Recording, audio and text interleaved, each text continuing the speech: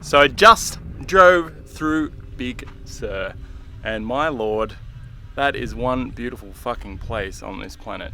That being said, I'm now on the side of the highway. I'm trying to get to San Luis Obispo. I really want to go for a surf before I do that. So I pulled up to the side of the highway, I pulled my panels out, I pulled this fancy new surfboard. What happened is Taylor and I swapped surfboards for a minute. I'm stoked for her, I'm stoked for me. I get a nice twin fin fish, purple, to surf for the time being. And I'm going to sit here and charge until maybe this afternoon, and I'm going to make my way down to a guy named Brett Reinhardt's house. Brett actually helped me build this van, and he's just had a child last year, so I'm pretty stoked to meet all of them, him and his partner and his new baby. I'm pretty stoked to get out into that big blue stuff out there. It's a bit of a walk, but I think it's going to be worth it. You are going on a ride.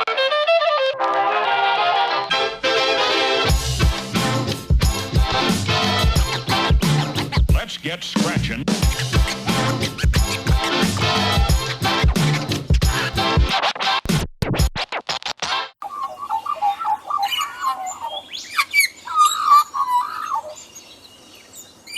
This is a beautiful beach. There's Big Sur. Well, the foothills of Big Sur, I guess. Highway 1 runs all along here, and you can just see the van parked off in the distance there.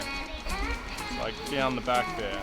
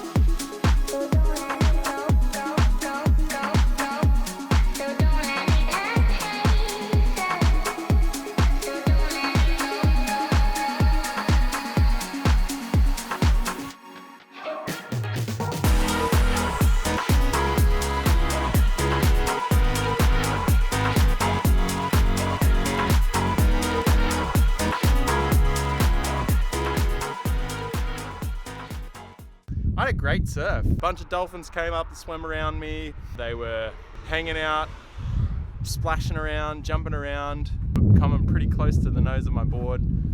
It was spectacular, it was really cool. And then some sea otters came around, they were eating shellfish right in front of me again. This place is absolutely amazing. Quite happy with the place that I accidentally pulled over to go surfing at and charge. So I'm gonna make myself some food, some coffee, hang out for the rest of the day, probably edit some vlogs for you guys. I'm about 3 months behind on those.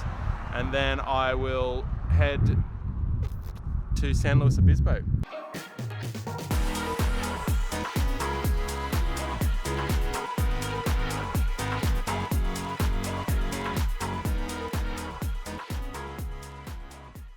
Yep, I'm done here for the day. Been editing vlogs, almost got a vlog edited for the first time in a long time. Still a lot of work to do, all the little finicky stuff, but the majority of the story is there, which is sometimes half the battle. I'm heading to see Brett Reinhardt right now, and I'm going to go and get on the road. Got about an hour's drive. Might even make it there for dinner. That would be nice. Just got to Brett's house, Brett Reinhardt's house here at San Luis Obispo, and the batteries are completely dead. I didn't quite make it into his driveway. Whoopsies. Literally dead. Happened once before, like up in Vancouver, me and Keegan rode the batteries down like this and got caught on the side of the road in Richmond actually. And now it's happened to me again at San Luis Obispo. I made it so far, I made it the whole way, and then all of a sudden I was trying to go up the hill and it just went, and I guess the lowest cell in the pack got too low and the BMS shut the whole van down. That range anxiety never gets easier. No matter how many times you go through it, it just never, ever, ever gets easier. The whole time I'm like, fuck, someone's gonna run into the back of me, making people angry. Driving 30 miles an hour in a 65 mile an hour zone is kind of dangerous, but not ideal. But I don't know, I guess Big Sur is quite mountainous and I should have probably been prepared for that. But yeah, didn't really get too much mileage today. I got like 130 miles out of about 200 kilowatt hours of 120 kilowatt hours of energy. So that's pretty shitty mileage. Was pushing it up and down hills all day. I'm going to try and restart the van, see if I can get it in the driveway here. I just put it on charge. There's nothing in the batteries. Maybe it'll give me a couple of meters. That's all I need. Like I said, this thing is dead. And last time this happened, this bar didn't pop up. Oh look, there's a little line there. Last time it was way worse. There was no little line at all. I'm really hoping that I can get a little bit of a charge so then I can just roll up into his driveway. Almost made it to 300 miles off of 220 kilowatt hours of energy. So it's not bad in total, but that last little leg really was terrible. Yeah, see them drooping already? These bottom ones lag a lot, down to next to nothing. 318, 311, 41.6. It's so dead. I reckon I could do a little trick here. Low battery. Let's go. Let's take it down to 38. For this one exercise, we'll take it down to 38 just to get us out of this pinch. All I'm trying to do is get a little bit of a charge from the batteries, and then I will pull the van inside of Brett's driveway, and then we can worry about it tomorrow. But yeah, batteries are all pretty dead right now. I'm in the middle of ripping my van apart. The reason is that I want to make this bed bigger, and I did film a bunch of stuff maybe 3 weeks ago, maybe even longer now, about me cutting a bunch of wood up to fit a bed into place. Things got busy. I ended up doing a lot of other stuff. Now that I'm at Brett and Alicia's house, I have some time spare to rebuild my bed so that it's bigger and more comfortable. This used to be a wall with electrical outlets here. Electrical outlets are on the ground there. Pretty sure I'm gonna have to at some point in time reconnect them.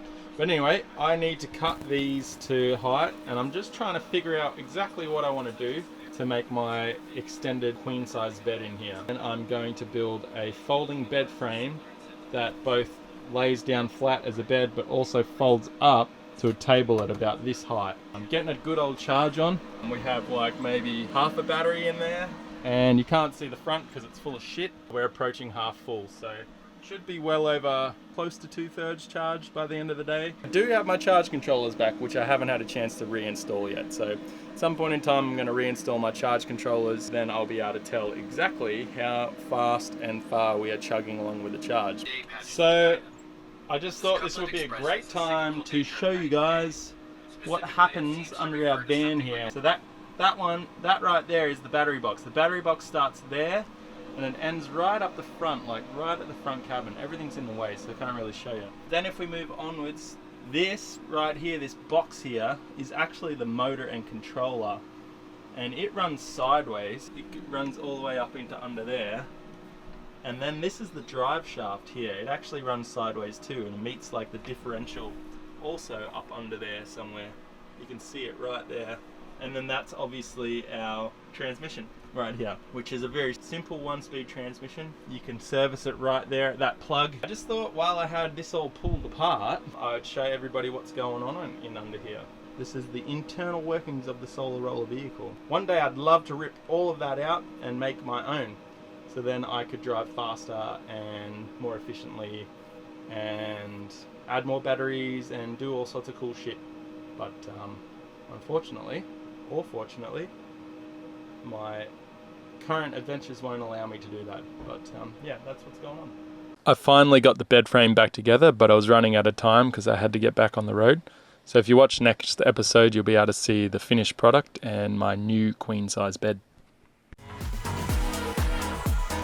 It's had a really strange experience. I've been in talks with Patagonia. I got tapped on the window by a police officer.